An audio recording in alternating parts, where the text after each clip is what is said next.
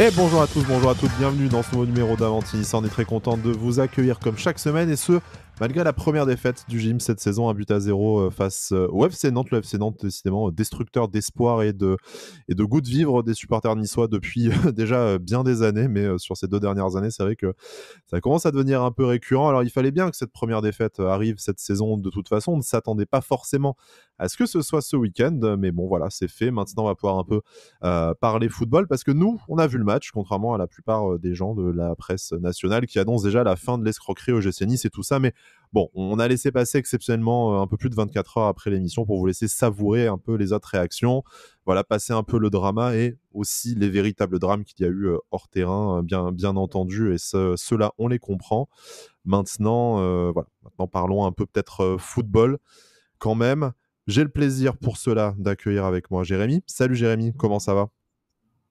Salut Sky, salut à tous. Bah écoute, malgré la défaite qu'on sentait arriver quand même suite au dernier match, ça va. Donc hâte d'en parler avec vous. Également avec nous, il nous fait l'amitié de revenir dans l'émission, c'est Hugo. Salut Hugo, comment ça va? Salut Sky, ça va super. Malgré cette première défaite de la saison, il y a quand même pas mal de choses positives à dire. Donc, ravi de faire ce débrief avec vous.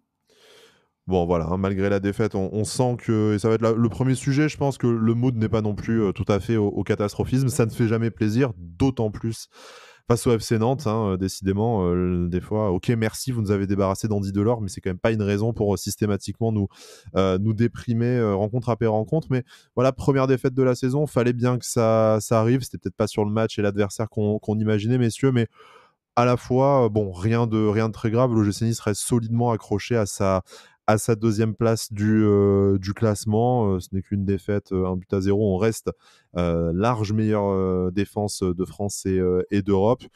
Et puis sur le contenu, au final, c'est peut-être un peu dans la lignée de ce qu'on avait vu ces dernières semaines. On va en parler forcément plus en détail, mais pour vous, rien non plus d'affolant. Du travail, bien entendu, mais ça fait partie des événements et de l'apprentissage d'une longue saison encore à suivre, avec une vingtaine de matchs à jouer avant l'échéance de cette saison.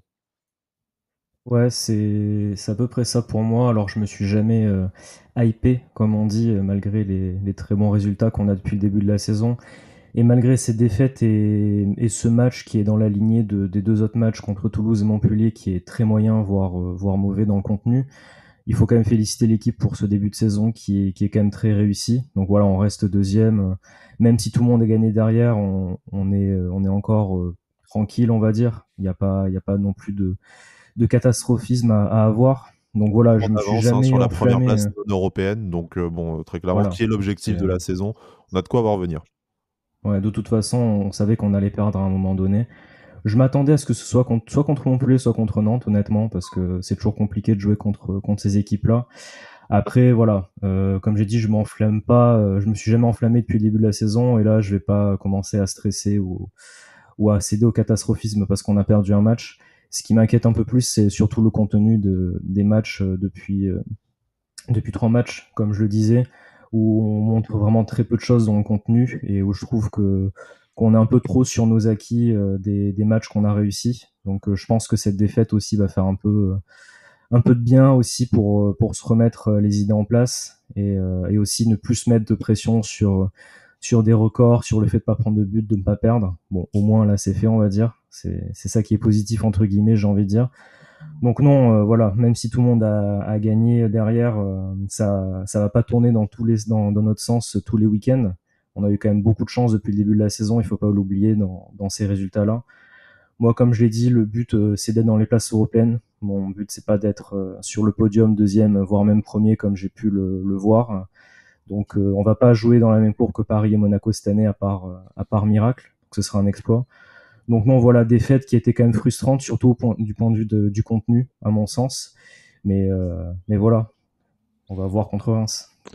Hugo, ton avis sur cette première défaite? Jérémy semble dire, et pour le coup, je suis plutôt d'accord avec lui, que au final, au niveau du contenu, bon, il y avait peut-être quand même des choses positives qu'on essaiera de souligner, mais ça ressemble quand même aussi beaucoup aux dernières sorties de l'OGC Nice. Voilà, la pièce n'est pas retombée du bon côté. Il y a eu peut-être un peu moins d'efficacité défensive, ce qui a fait que voilà, ça n'a pas ça n'a cette fois pas matché. Un gardien en face en très bonne forme. Et voilà, au final, c'est un mal un peu plus profond, avec peut-être un chantier à travailler. On pense au milieu de terrain, puis à l'attaque, qui est quand même toujours, avec 14 buts en 14 matchs, voilà, pas franchement le fer de lance de cette OGC Nice version Francesco Farioli. Voilà, ça devait arriver, et ce n'est peut-être pas tout à fait illogique par rapport aux dernières sorties du gym. Je ne sais pas si tu partages cet avis. Ouais, je suis assez d'accord avec ce que vous avez dit. C'était vraiment dans la lignée, plus précisément des deux derniers matchs, là, Montpellier et Toulouse. Sur le début de saison, on était très fort défensivement, mais on concédait surtout très peu de tirs. Là, contre Toulouse, on a concédé, il me semble, une quinzaine. Contre Nantes, c'était 13 tirs concédés. Donc, ça veut bien dire que défensivement, on était beaucoup moins souverain que d'habitude. Surtout sur le côté droit du terrain, avec Moses Simon qui nous a fait beaucoup de mal. J'ai aussi trouvé que le but qu'on a pris la demi-heure de jeu a mis un bon coup sur la tête aux joueurs. On sentait que, après un début de match que je trouvais plutôt très bon, les 15-20 premières minutes où on pressait très haut, on récupérait les ballons très vite, nos circuits de passe étaient bien réglés, on arrivait bien à les prendre en transition. Le but a vraiment fait mal aux joueurs, hein, on a senti des Todibo, Boulka qui sont d'habitude, même Youssouf, rayonnants, et qui sont d'habitude un petit peu dur sur l'homme, solide, on a l'impression que rien ne peut les atteindre. Là, j'ai eu l'impression que mentalement, ils étaient un peu touchés, un peu plus fébriles que d'habitude, et on n'a jamais réussi à reprendre la domination de ce match après 20 bonnes premières minutes. Donc, comme vous l'avez dit, c'était dans la lignée des derniers matchs, et ça devait arriver, donc ça arrivait aujourd'hui, enfin samedi dernier. Étonnant, hein, effectivement, tu le rappelles, hein, Youssouf Todibo qui était de retour. C'est au moment, en fait, où tu récupères ton équipe complète. Tu pouvais te dire que la vie sans Todibo et sans Youssouf allait peut-être être un peu difficile ces dernières semaines, et que c'est à ce moment-là qu'on lâcherait un peu du lest. Et voilà, non, ça a été au moment où l'équipe était au complet. Mais encore une fois, un but encaissé, certes, on n'en a pas beaucoup eu l'habitude cette saison, mais bon, 5 buts encaissés en 14 matchs, ça reste d'excellentes performances au niveau défensif. C'est peut-être encore ce 0 but marqué qui fait que l'OGC Nice concède cette défaite, hein, forcément. Avec 1 ou 2 buts marqués, la soirée aurait été tout autre, et on aurait peut-être passé cette petite errance défensive en début de match. Tu rappelais les statistiques, hein, Hugo, 13 tirs concédés par l'OGC Nice, 4 cadrés pour l'FC Nantes, mais c'est aussi 13 tirs pour l'OGC Nice, une possession de balle largement supérieure, 62%, 6 tirs cadrés, quasiment 2 fois plus de passes réussies. Donc on peut pas dire non plus que l'OGC Nice a fait un mauvais match, même si, comme on l'a dit, ça ressemblait plus aux dernières sorties qu'à l'éclat qu'on a pu connaître cet automne. Mais il y avait quelque chose on va dire, de consistant dans le contenu. Il y a eu des occasions, il y a eu de nombreuses occasions, et Alban Lafont a pu briller. Donc voilà, c'est vraiment, on a l'impression que quand tu ne provoques pas ta chance, il y a un moment où elle finit par se retourner un peu contre toi. Mais plutôt que de parler, voilà, alors bien sûr, si vous êtes superstitieux, peut-être que vous y croyez, mais bon, statistiquement, de facto, il y a un moment où les choses et la réussite s'inversent de toute façon. C'est peut-être ça qui s'est passé, mais parlons quand même, et essayons de se concentrer sur des choses un peu plus pragmatiques, et à commencer par la composition d'équipe du gym. Il y a eu des choix quand même assez intéressants, on va dire des choix forts de la part de Francesco Farioli, notamment déjà la titularisation de Pablo Rosario sur le côté droit, alors que Jordan Lotomba était disponible. Un milieu de terrain qui a vu Morgan Sanson logiquement récompensé de sa dernière très bonne sortie, mais au détriment de Hicham Boudaoui, qui peut-être était un peu en débat, considérant et notamment les performances de Kefren Turam ces derniers temps. Et puis la titularisation d'Evan Guessant en pointe, avec Mofi qui se décale à droite et qui du coup prend la place numériquement d'un Gaëtan Laborde qu'on sait très peu en réussite depuis le début de la saison. Alors messieurs, sans dire que tout s'est joué sur le 11 de départ, en tout cas il y a eu des décisions assez importantes de la part de Francesco Farioli. Et sans trop m'avancer, vous avez tout à fait le droit de me contredire si je dis une bêtise, et Dieu sait que je peux en dire au quotidien. Ces choix n'ont pas forcément été récompensés par des performances, alors des joueurs cités, mais sans non plus tout mettre sur leur dos nécessairement. Collectivement, ça n'a pas aussi bien fonctionné que j'imagine le coach italien l'aurait souhaité. Qu'est-ce que vous avez pensé de ces choix-là? Est-ce que pour vous c'était les bons choix? C'est facile forcément pour nous sur notre canapé et rétrospectivement de faire le procès des choix de Francesco Farioli, mais qu'est-ce qu'on peut constater entre ces choix et la réalité du terrain de samedi soir? Le premier notable pour moi, c'est vraiment le décalage de Mofi à droite. Je trouve que c'était intéressant déjà dans l'idée, et pour moi c'est peut-être le seul point positif du match en fait, c'est que ça a plutôt bien marché, surtout en première mi-temps, où Terem Moffi a vraiment pu apporter du danger dans le camp adverse, dans la surface adverse.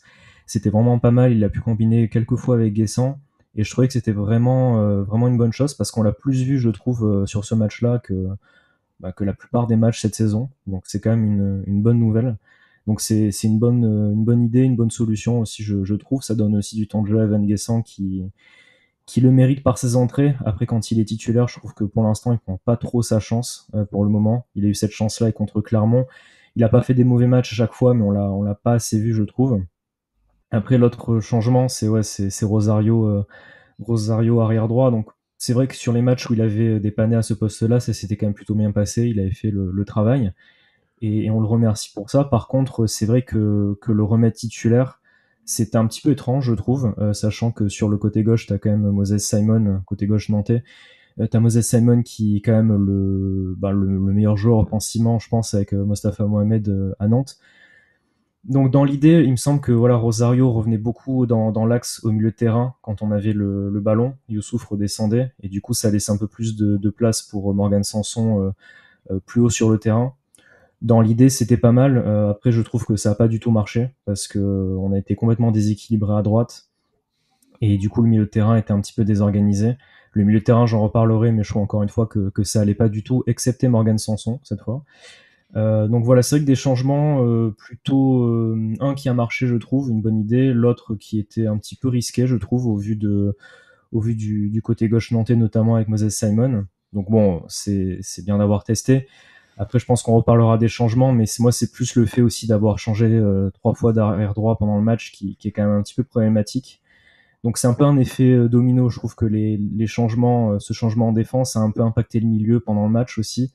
Donc voilà, c'est un peu dommage, mais c'est bien d'avoir testé notamment le décalage de Mofi à droite. Hugo, sur les choix de l'entraîneur italien, tout d'abord pour réagir à ce que disait Jérémy. Et je te propose, puisque ce sera, je pense, un peu notre premier sujet. Et moi, ce qui me laisse un peu perplexe sur ces dernières semaines, en fait, les choix et l'état de forme de notre milieu de terrain, je te propose après, du coup, de lancer le débat sur le sujet.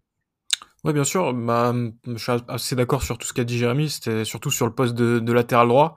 On sait que Moses Simon, c'est un joueur qui fait un très bon début de saison. Il était à 3 buts, 5 passes D avant le match. Et on sait que Lotomba aime en général plutôt bien défendre sur ce type de profil. À chaque fois, au début de saison, qu'on jouait face à des adversaires très bons offensivement, comme le PSG et Monaco, Farioli préférait Lotomba à Youssef Attal. Et donc là, en plus, il revenait de blessure, je m'attendais à le revoir sur ce côté droit pour bloquer Moses Simon et voir Rosario, qui certes avait fait un bon intérim, mais qui a quand même pas les qualités de vitesse et même de placement nécessaires pour défendre sur ce type d'adversaire titulaire. Ça m'a un peu surpris, surtout que ça a un peu forcé Todibo à se décaler beaucoup et à gérer tout l'axe droit de la défense, ce qui a fait que Todibo était souvent hors de sa zone de confort et s'est souvent fait déposer par Moses Simon. Donc ça a un peu déséquilibré tout le côté droit de notre défense. Et ouais, pour en revenir aussi au milieu de terrain, j'ai trouvé que Nantes, c'était peut-être le premier adversaire cette saison qui nous a battus dans l'impact physique et même dans le pressing au milieu de terrain, quitte à beaucoup faire de fautes, parce qu'ils en ont fait beaucoup, ils ont joué très dur. Mais d'habitude, c'est plutôt nous qui sommes dans ce rôle-là. Et là, je trouvais que notre milieu avait un peu souffert. Notamment Youssouf, qui d'habitude, personne ne le bouge. Normalement, là, il s'est quand même bien fait bouger par Chirivella et Sissoko. Et Kefren Turam aussi, que j'ai trouvé un peu invisible offensivement, même défensivement. Il nous avait bien surpris ces derniers matchs dans ce rôle de sentinelle, ou dans l'impact physique et dans le placement défensif, il était plutôt bon. Là, je l'ai trouvé vraiment emprunté et décevant.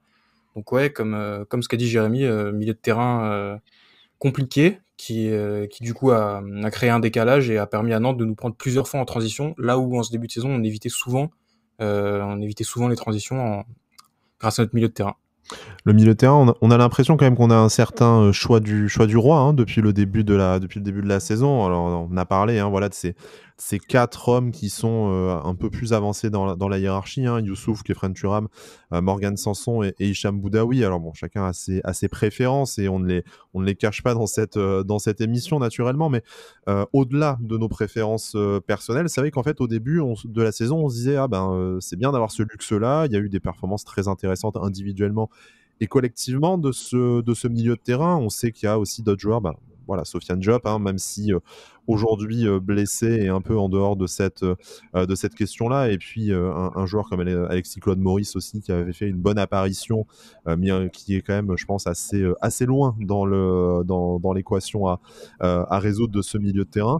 Par contre, je trouve, mais encore une fois, ce n'est qu'un avis personnel, que qu'en fait, sur ces dernières semaines, et notamment les sorties qu'on mentionne toujours, hein, que ce soit Montpellier, Toulouse et aujourd'hui Nantes, en réalité, ce choix au milieu de terrain se fait peut-être un peu des fois par défaut, et on a un peu l'impression que limite les joueurs se refilent le mistigris en disant ça sera toi parce que tu as fait un bon match, peut-être, mais c'est surtout, en fait, toi t'en fais un mauvais, donc du coup on va redonner la chance à l'autre. Et en réalité, aujourd'hui, après 14 matchs, j'aurais bien du mal à dire quels sont à citer 3 joueurs véritablement indispensables.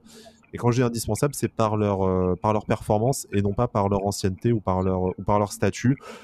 Exception peut-être faite de Youssouf qui, bon, comme tu le disais Hugo, ne fait pas son meilleur match sous les couleurs de l'OGC Nice ce samedi, mais revenait d'une longue suspension et a le droit de se rater quand même une fois de temps en temps, hein. On a tendance à l'oublier, mais Youssouf est aussi un être humain avec un certain droit à l'erreur. Mais voilà, moi je trouve que d'un secteur de jeu hyper satisfaisant, on se disait chouette, on a de la qualité, on a de la concurrence, on se retrouve en réalité avec des joueurs dont on connaît le talent sur le papier, qu'on a même vu sur le terrain depuis le début de la saison, mais qui sur les dernières semaines ont vraiment du mal à impulser quelque chose et à apporter quelque chose collectivement et à vraiment du coup entraîner une espèce de concurrence, mais à la hausse. Je sais pas ce que vous en pensez. Ouais, plutôt d'accord avec ça. Pour moi, il y a que 2 joueurs qui sont vraiment indispensables depuis le début de la saison au milieu de terrain. C'est Hicham Boudaoui et Youssouf. Parce que je trouve que, enfin, comme tu l'as dit, moi je trouve que quand il y a Boudaoui, quand même, on a un milieu de terrain qui est quand même beaucoup plus présent. On a beaucoup plus de volume de jeu, de densité, beaucoup plus de qualité technique aussi, je trouve. Morgan Sanson, je trouve que voilà, c'était notre meilleur milieu samedi soir, mais il y a des matchs où, comme on l'a dit dans d'autres émissions, je vais pas répéter, mais c'est vrai que on le voyait pas assez offensivement. Là, encore une fois, on l'a pas assez vu, mais je trouve qu'au moins dans la récupération et dans l'énergie qu'il mettait au milieu de terrain, ça nous a été utile. Et bon, moi, c'est vrai que je voulais en parler dans mon dossier personnel du jour, mais on anticipe un peu. Voilà, c'est Kefren Turam, mais je pense qu'on attend beaucoup trop de ce joueur, en fait. Je dis pas que c'est un mauvais joueur, attention, parce que c'est un très bon joueur, mais je pense qu'on attend trop de lui. Et en fait, moi, mon problème, c'est que je ne saurais même pas encore vraiment définir son rôle au sein de l'équipe sur le terrain, en fait. Je sais pas vraiment ce qu'il doit apporter. Alors là, le fait aussi qu'il ait changé de poste, qu'il soit redescendu en 6, là, il est repassé en 8. Je sais pas trop, en fait, quel est son rôle sur le terrain. Alors c'est sûrement ma faute, hein. Mais voilà, comme l'a dit Hugo, je trouve qu'on l'a pas vu contre Nantes, quasiment pas. À part justement, c'est vrai, sur ces 2 occasions, donc la frappe en première mi-temps et la tête en seconde mi-temps où il y a eu de beaux arrêts d'Amon Lafont. Mais franchement, le reste du match, j'ai aucun souvenir de son match. Et ça m'arrive souvent de ne pas avoir de souvenir de ces matchs. Alors des fois c'est bien parce qu'il fait beaucoup de travail de l'ombre et c'est très utile. Mais voilà, c'est pour ça que je dis que peut-être on attend trop de lui aussi. Donc voilà, je trouve que notre milieu de terrain, en fait, on a des bons joueurs, mais pour l'instant, il y en a que trop peu qui font vraiment des différences, je trouve notables, visibles en tout cas. Donc c'est peut-être, c'est moi aussi qui ne vois pas certaines choses, mais en tout cas voilà, je trouve que c'est pas assez visible. Après les autres solutions qu'on a, bon, Alexis Claude Maurice revient de blessure et c'est vrai qu'il a fait 45 minutes intéressantes contre Toulouse. Mais voilà, ça restait une mi-temps et il n'a pas pu vraiment beaucoup montrer de choses là contre Nantes. Sofiane Diop est trop souvent blessé de toute façon et on l'a vu une mi-temps aussi au milieu de terrain, donc c'est compliqué. Et ensuite voilà Rosario après, mais qui a un petit peu joué à tous les postes sauf au milieu de terrain en fait cette année. Donc voilà, je trouve qu'en fait on a beaucoup de joueurs qui sont bons, Mais justement, pour l'instant, on n'a pas assez je trouve qu'il n'y a pas assez de différences qui sont faites. Donc voilà, moi je suis quand même encore frustré de ne pas avoir vu Hicham Boudaoui titulaire contre Nantes, parce que pour moi je l'avais dit de toute façon qu'il y a quelques émissions que c'était un titulaire indiscutable, et quand il est pas au milieu de terrain, on le voit tout de suite. Donc voilà, moi on sait, enfin vous savez que c'est un secteur de jeu dont je parle beaucoup dans l'émission, et on manque de créativité. Et là cette fois, je trouve qu'on a vraiment manqué de volume de jeu, on a vraiment manqué de densité, d'impact. Donc du coup on était trop en difficulté défensivement, et offensivement on s'est créé que trop peu d'occasions vraiment maîtrisées et vraiment, je dirais pas net parce qu'on en a quand même eu, mais c'était à chaque fois par exemple le retourné de Mofi, c'était des actions vraiment où nos offensifs arrivaient à faire des différences. Donc voilà, j'espère que ça ira mieux quand même sur les prochains matchs. J'espère un peu plus toujours de créativité, de volume de jeu, mais voilà, en tout cas contre Nantes, on n'en a pas eu, et comme le disait Hugo, on s'est quand même fait bien bouger aussi physiquement tout le match. Donc c'est un peu dommage. Nous, Boudaoui, nos parties, hein, comme on a l'habitude de le, de le dire désormais. C'est vrai que la stat est un peu effrayante du gym avec et sans Hicham Boudaoui ces dernières saisons. Hugo, je te propose de suivre du coup sur le milieu de terrain, et notamment sur Kefren Turam, hein, parce que bon, tu as commencé à aborder le sujet, mais je voudrais qu'on réagisse à ce que dit Jérémy. Alors Kefren Turam, j'ai l'impression qu'on en parle à chaque émission, et je suis désolé pour nos auditeurs et nos auditrices si effectivement on se répète sur le sujet, mais encore une fois, l'idée ce n'est pas de faire du Thuram bashing.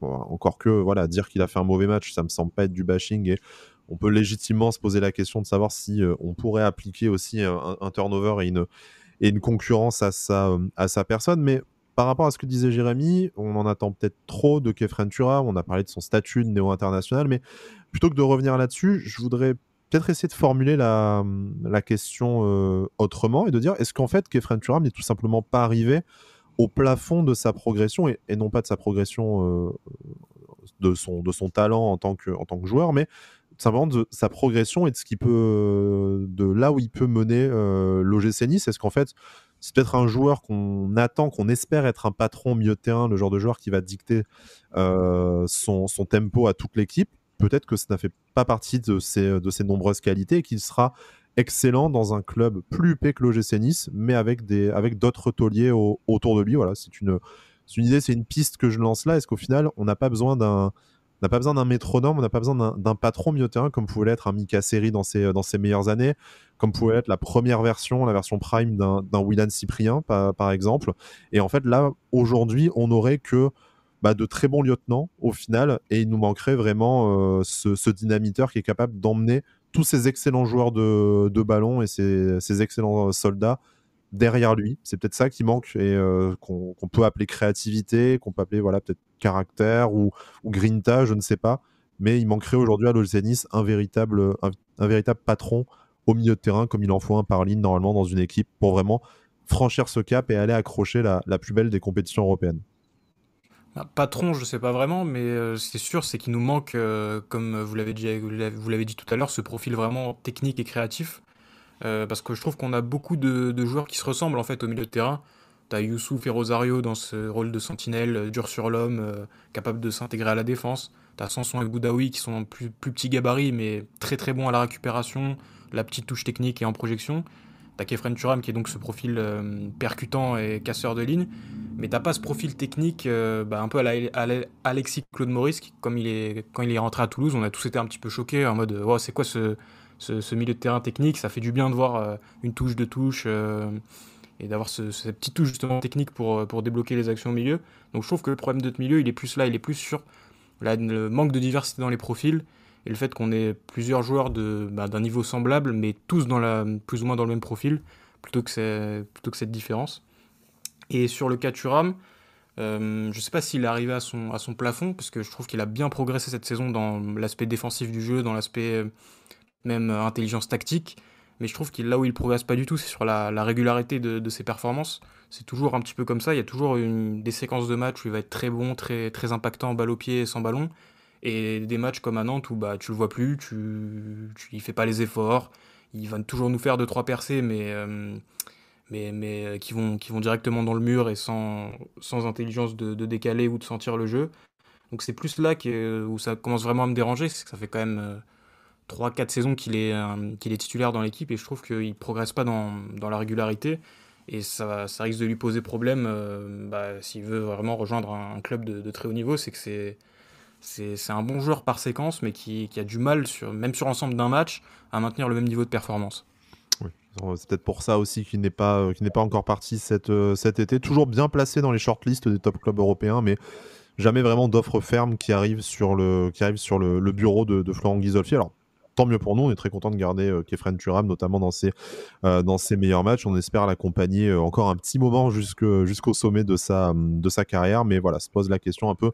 Et vraiment, c'est pas contre lui, hein. On a signalé que de toute façon, collectivement, le tennis était en deçà depuis plusieurs semaines et comme le dit Jérémy, peut-être qu'en fait vu que c'est Khéphren Thuram, c'est un ancien de l'effectif maintenant, qu'on sait ce qu'il est capable de faire, son statut d'international, tout ça, on attend que ce soit lui qui prenne le leadership vraiment et qui sonne la révolte parfois et bon voilà, c'est pas forcément son rôle là et comme le souligne Hugo par ailleurs, peut-être qu'il y a aussi un petit manque de variété au milieu de terrain. On en reparlera probablement quand on fera nos émissions spéciales mercato, si tant est qu'il y ait un mercato d'hiver pour nous cette saison. Mais avant de se projeter sur la suite, je voudrais qu'on se projette peut-être un peu plus haut sur le terrain. Par contre, on n'a pas parlé de l'attaque, donc on va pas se répéter sur 14 buts en 14 matchs, c'est quand même en deçà de ce qu'on peut attendre d'un deuxième du championnat, même si encore une fois, ce n'est pas forcément l'objectif initial d'être le dauphin du PSG au soir de la 34e journée. On prendrait naturellement, mais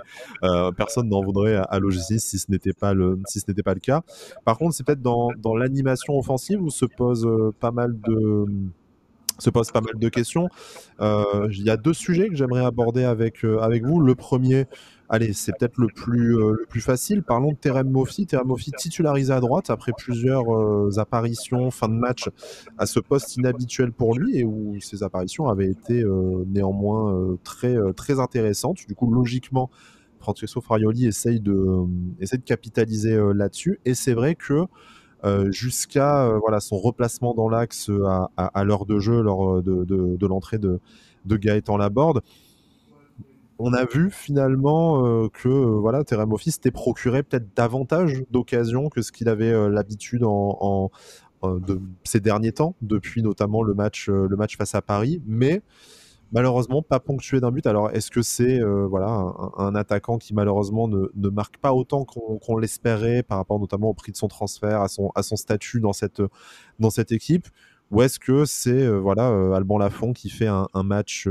énorme? On le rappelle, l'OGC il cadre quand même 6 tirs qui tirent 13 fois au but, donc on n'est pas non plus sur une équipe chiante et défensive comme vous pouvez le lire partout de la part de professionnels du football qui ne regardent pas les matchs malheureusement.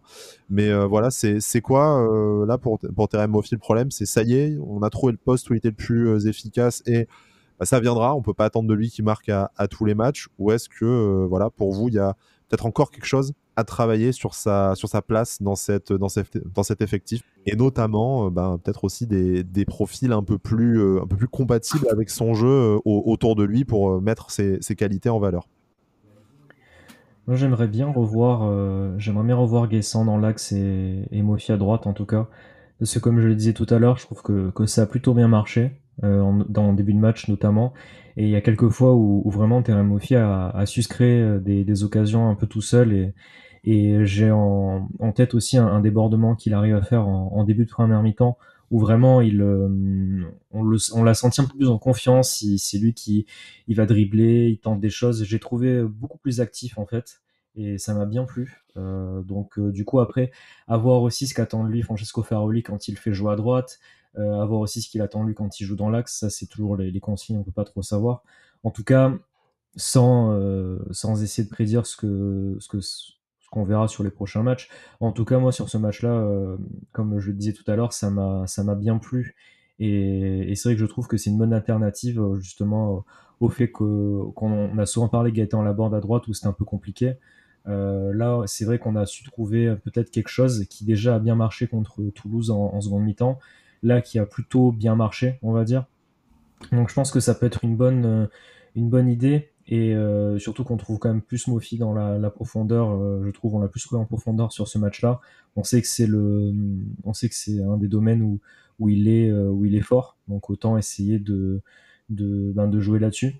Après voilà, comme je le disais aussi, il faut voir comment Evan Guessant va progresser et peut-être qu'avec le fait d'enchaîner les matchs, ça va aussi l'aider à trouver des automatismes avec Mofi à ce poste-là. Donc voilà, comme je disais, c'était une bonne idée. À voir si ça continue. Je trouve en tout cas que c'était un des rares points positifs de ce match-là et une idée qui a eu au moins le mérite peut-être d'être rééditée dans les prochains matchs. Hugo, quitte à voir Terem Moffi ne pas marquer dans un match, et encore une fois, voilà, tous les attaquants ne marquent pas à chaque rencontre, mais au moins sur ce genre de rencontre, on l'a vu un peu plus disponible, on l'a vu jouer davantage sur ses qualités, se procurer plus d'occasions.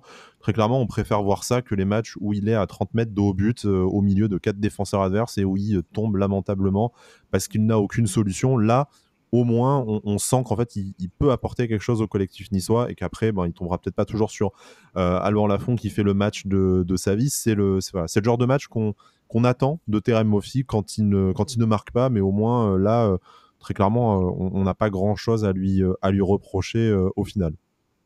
Ouais, exactement. Je trouve que ce passage là depuis la demi-heure de jeu contre Toulouse où il est passé ailier droit, c'est vraiment une bouffée d'oxygène pour lui parce qu'il est vraiment très intéressant dans ce rôle. On voit que ses qualités de vitesse et de puissance sont bien plus utiles sur ce côté plutôt que dans l'axe où il est souvent logiquement pris dans la densité, où il a du mal à garder le ballon, à remiser.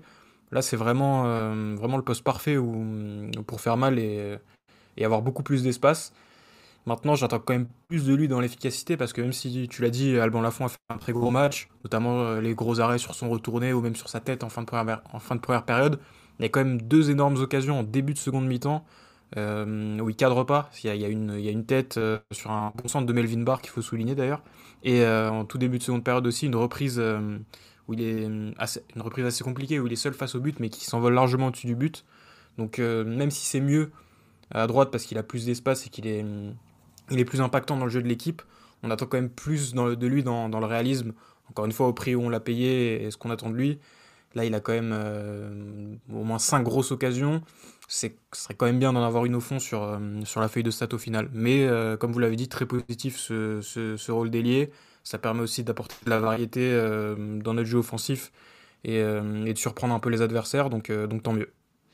Une variété qui manque peut-être dans ce jeu offensif. Alors voilà, Gaëtan Laborde, on connaît les difficultés depuis le début de la saison et ça n'a pas franchement été mieux sur cette rencontre face à Nantes, même si voilà, son entrée et celle de ensuite surtout d'Hicham Boudaoui peut-être ont coïncidé avec un gym un peu plus mobile, à défaut de pouvoir dire un peu meilleur, ni plus réaliste devant les buts. Mais surtout voilà, ce match d'Evan Guessant qui n'a pas été aussi bon que ses dernières sorties nécessairement. Et là où je voulais en venir aussi, c'est la performance de Jérémy Boga. On oublierait presque qu'il a joué ce match-là. C'est un peu dur peut-être à dire sur ce joueur qui nous a quand même rapporté déjà des points précieux cette saison. Mais on parlait de manque de régularité pour d'autres joueurs de l'effectif et de cette feuille de match.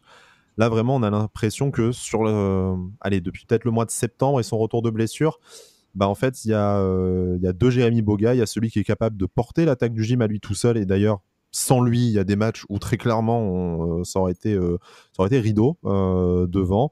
Et des matchs comme celui-là, et comme ça semble un peu se répéter malheureusement ces dernières semaines, où en fait, on ne sait pas très bien ce qu'il apporte au collectif. Alors, bon, bien sûr, par rapport à son profil de feu follet, on sait qu'il ne peut pas être, sinon il ne serait pas à l'OGC Nice top, au top de ses performances à toutes les rencontres.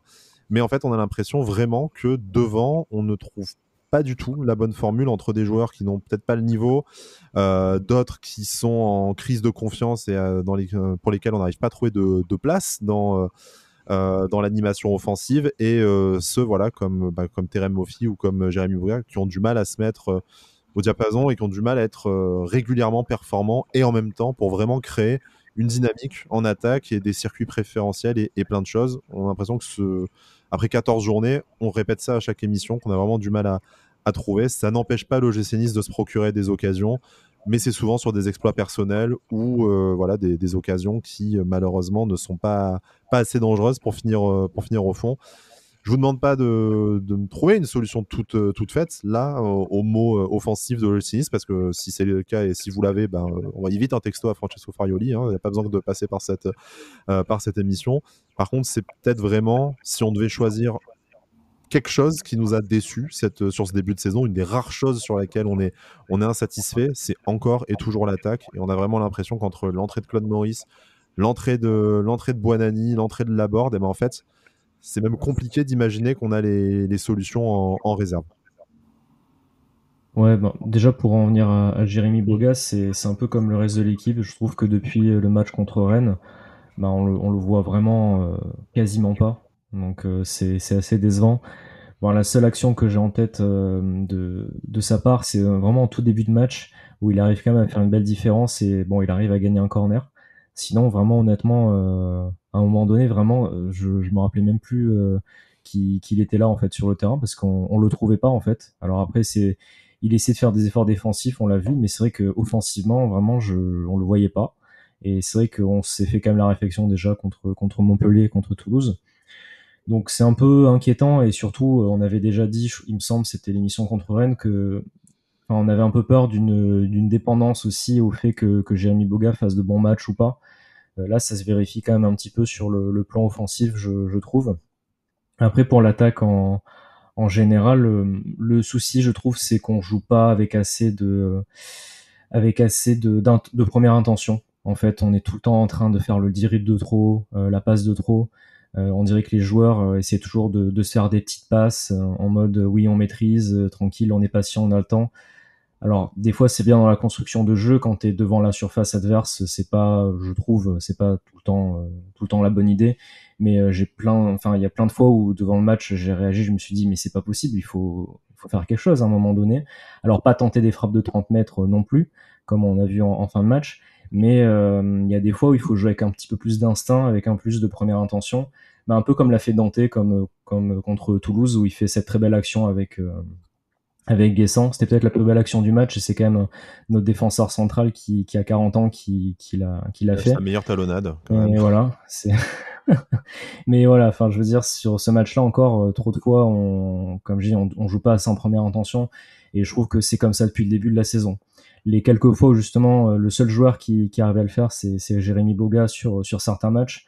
Le but contre Monaco, il s'est pas posé de questions. Il y est allé, il a joué, il a fait son jeu et il a mis un but magnifique. C'est un exemple parmi d'autres, hein, mais je trouve que voilà, on joue pas assez vite. Déjà de manière générale dans le jeu, là, depuis 3 matchs, on met pas de rythme, on fait tout le temps des passes vers l'arrière qui sont lentes en plus, donc c'est lent, c'est mou. Et voilà, en attaque, ça se répercute après. Je trouve qu'on prend trop de temps dans la construction des actions et peut-être on prend pas de risques. On prend pas de risques et je j'ai pas en tête justement à part Jérémy Bogat quelques fois et les rares fois où Aliou Baldé est rentré, j'ai pas en tête à un moment donné où un ailier a essayé de percuter, a essayé de faire des différences en dribble. On a trop peu de joueurs qui font ça, à part justement ces deux joueurs-là. Et quand Jérémy Bogan ne le fait pas comme les 3 derniers matchs, on se procure pas beaucoup d'occasions directement dans le jeu, je trouve, venant de la part de nos ailiers. Parce que des fois, comme le disait Hugo, on a eu des bons centres de Melvin Barr. Des fois, on arrive à se trouver comme ça. Mais en tout cas, venant des ailiers, c'est trop rare. Et c'est vrai que quand on voit la qualité pourtant de nos ailiers, c'est quand même assez étonnant parce que je pense qu'il y a beaucoup d'équipes qui aimeraient avoir justement en attaque Gaëtan Laborde, Terem Moufi, Jérémy Boga, Aliou Baldé, Badreddine Bouanani, mais il n'y a pas assez de différence, pas assez de prise de risque, je trouve, et c'est vraiment, pour moi, c'est ça qui explique beaucoup de choses et le fait que pour l'instant, offensivement, cette saison, c'est pas brillant. Hugo, à quoi est-ce qu'on peut attribuer cette apathie? Parce qu'on ne manque pas de qualité, comme l'a dit Jérémy. On a une petite diversité des profils, même si comme au milieu de terrain, peut-être qu'il manque un véritable dynamiteur, qui devrait être Jérémy Boga, mais on ne peut peut-être pas tout attendre de lui non plus. Il y a quelque chose qu'on évoque finalement très peu, et c'est bien normal, puisque jusque-là, les performances de l'OGC Nice poussaient au renouvellement, tout simplement, de l'équipe qui gagnait jusque-là et qui apportait satisfaction. Mais on ne parle jamais véritablement de changement tactique, de changement de système. Est-ce que pour un peu favoriser cette attaque, je pense à un joueur comme Gaëtan Laborde qui serait peut-être plus à l'aise dans une attaque à deux, à combiner avec Terem Moffi. Est-ce que voilà, il y a peut-être d'autres solutions pour, au final, même si c'est sur des matchs uniques, sur peut-être des fins de rencontre, on a l'impression en fait on ne trouve pas la formule devant, mais à la fois qu'on n'essaye pas non plus réellement d'en trouver une autre. En tout cas, moi, c'est l'avis que ça me donne de l'extérieur. Je me doute bien que Francesco Farioli et son staff s'arrachent les cheveux pour améliorer ce secteur-là, mais en fait, j'ai l'impression qu'on lance systématiquement match après match avec les mêmes joueurs, les mêmes intentions, et qu'au final, on constate les mêmes résultats, du coup, sans trop de surprises. Ouais, mais plus qu'une question de système, je pense que c'est vraiment, comme l'a dit Jérémy, c'est plus la question de notre jeu. C'est-à-dire qu'on est souvent sur un tempo très lent dans la possession et à attendre la faille, ce qui fait que souvent nos adversaires nous attendent et sont bien compacts, et du coup nos ailiers sont condamnés à l'exploit individuel, c'est-à-dire qu'ils sont souvent face à une défense très regroupée, donc les solutions sont moindres et ils sont condamnés à l'exploit individuel. Et, euh, et le problème, c'est que pour un Boga, pour en revenir un petit peu à ce qui a été dit, c'est que le problème, c'est que ça fait 3 matchs qu'on le voit pas, alors que moi, j'aimerais bien le voir, justement, même si, à l'image de l'entrée d'un Bonani qui a à peu près tout raté, mais qui a au moins eu le mérite de tenter, le problème, c'est que Boga, on l'a pas vu tenter ses dribbles de loin, on l'a pas vu essayer d'initier quelque chose, et donc, je sais pas si c'est une question de confiance, parce qu'il avait quand même plutôt fait un bon début de saison, marqué des buts importants, ou une question purement de l'animation du jeu, qui fait qu'on est souvent à l'arrêt, et que Boga, c'est quand même un joueur qui a besoin un petit peu d'espace, un peu de vitesse, et qui se retrouve souvent à l'arrêt, et obligé d'inventer quelque chose pour créer le danger. Donc je sais pas si ça passera par un changement de système, mais peut-être par plus de variété dans le jeu, avoir un peu moins de possession lente, et essayer d'un peu plus jouer dans la transition. Mais d'un autre côté, c'est difficile aussi de dire ça, alors que ce schéma de jeu nous a apporté énormément de sérénité et de certitude dans notre solidité défensive et dans notre assise au milieu de terrain. Donc c'est compliqué de se positionner. À voir si justement le fait d'avoir perdu, se libérer un petit peu de la solidité défensive, tout ça, ça poussera un petit peu le coach et le staff à se renouveler et à tester d'autres schémas offensifs. À voir dès la semaine prochaine face à Reims, messieurs, sachant qu'en plus, Reims, une équipe qui fait, j'ai envie de dire comme d'habitude, hein, mais un solide début de saison, 5e du championnat avec 23 points. Ça a quand même bien inspiré de les laisser à distance, voire de les mettre tout simplement à 9 points pour la course à l'Europe. Donc voilà, un adversaire quand même qui va se présenter avec une certaine confiance du côté de l'Alliance Riviera dimanche prochain à 13h. Mais avant de se projeter sur ce match-là, restons peut-être quelques instants, que ce soit sur ce déplacement à Nantes ou sur la semaine de l'OGC Nice, quelque chose qu'on n'aurait pas évoqué. Alors je sais, désolé Jérémy, que j'ai un peu grillé ton dossier de dessous de table tout à l'heure, mais quelque chose dont on n'aurait pas encore parlé et qui vous semble peut-être important à dire ou voilà, dont vous souhaitez parler en vue de ce prochain match et de cette fin de phase aller qui arrive maintenant dans 3 rencontres.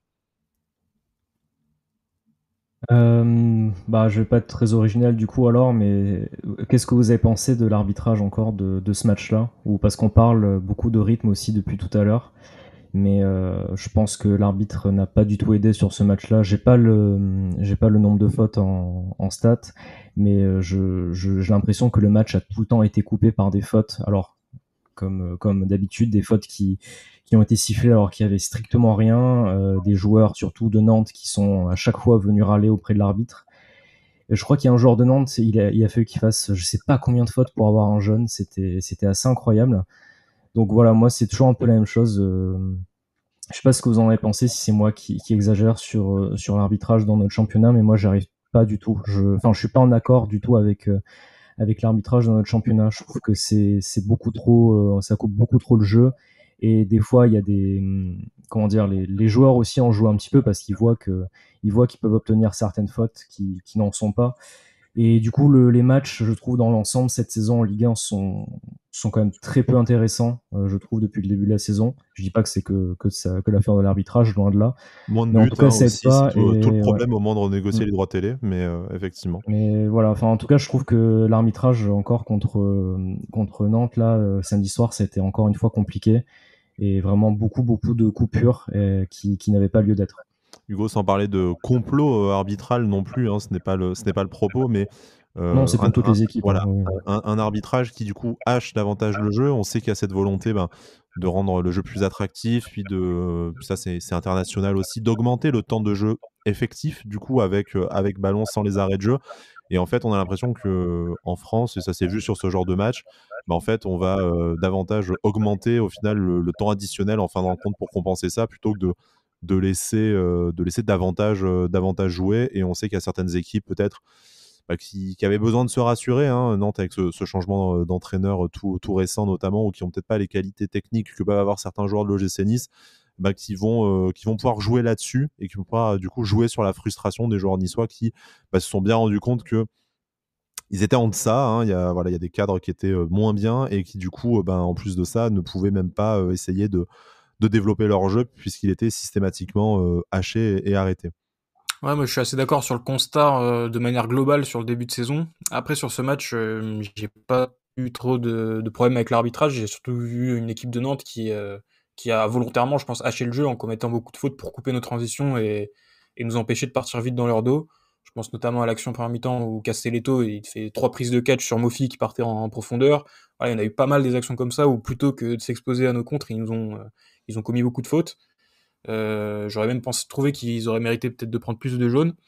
Mais sur ce match-là, j'ai pas trouvé que l'arbitre avait gêné les débats. Je pense que c'était vraiment plus une question de tactique côté nantais. Tant que tu as la parole, quelque chose qu'on n'aurait pas abordé sur cette rencontre face à Nantes ou sur plus globalement la semaine vécue par l'OGC Nice. Bon, ça va être un petit peu sévère compte tenu de son début de saison et même de ses 2 dernières années à Nice. Mais je trouve que Jean-Claire Todibo, au niveau du jeu au pied, jeu long au pied, je trouve qu'il progresse pas vraiment et ça peut devenir un problème parce que tout le monde a compris que nos 2 centraux étaient limite nos meneurs de jeu reculés dans le système Farioli, et en particulier Dante qui est depuis quelques matchs qui est bien pris au pressing par les défenseurs adverses. Donc ça responsabilise beaucoup plus Todibo à la relance, et je trouve que jeu court jeu long, il y a encore beaucoup de travail à faire sur sa qualité technique. Et là, ça a été vraiment compliqué, je trouve. Il a raté beaucoup de longues relances, même des relances courtes. Quand il est sous pression, c'est pas évident pour lui de jouer au pied. Donc c'est aussi bien qu'il ait une marge de progression dans un domaine du jeu. Lui qui nous a impressionné sur l'aspect purement défensif, la vitesse depuis 2 ans et demi. Je trouve que la grosse marge de progression pour lui, elle est là, c'est sur ce jeu au pied dans la relance. Bon, voilà, un excellent début de saison de Jean-Claire Todibo, mais bon, forcément, encore peut-être une petite marge de progression avant de s'envoler vers des cieux européens, hein. Ça arrivera bien un jour, même si on savoure que chaque année, il puisse rester à l'OGC Nice. Mais bon, tu as raison, Hugo, de signaler que vraiment, c'est Papy Dante, hein, qui, depuis le début de la saison, est toujours plus impressionnant. On n'a toujours pas l'impression qu'il est 40 ans, mais qui vraiment à la relance, et Jérémy soulignait aussi tout à l'heure, maintenant sa facette de jeu en numéro 10, hein, comme on a pu le voir sur certaines phases de jeu ces dernières semaines. Solution, peut-être, hein, offensivement. Dante en numéro 10. Hein. Comme En Mathieu l'absence de Bodmer, Sofiane Diop, peut-être que Dante dans un 4-2-3-1. comme Mathieu Bodmer dans le 4-4 de Losange à l'époque, hein, pendant quelques matchs. Tu sais flatter mon La cœur. belle époque. La belle époque, effectivement.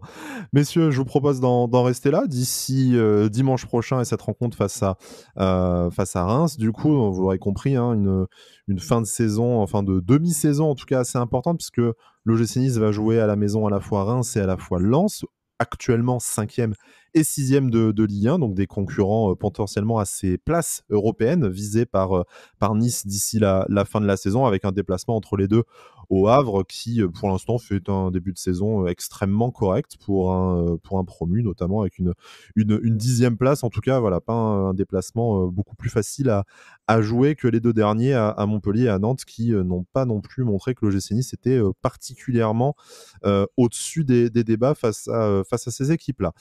Je vous propose du coup qu'on se retrouve probablement dimanche soir prochain. Voilà, ça devrait être ça, le temps 0-0. qu'on rentre Il y du aura stade. 0-0.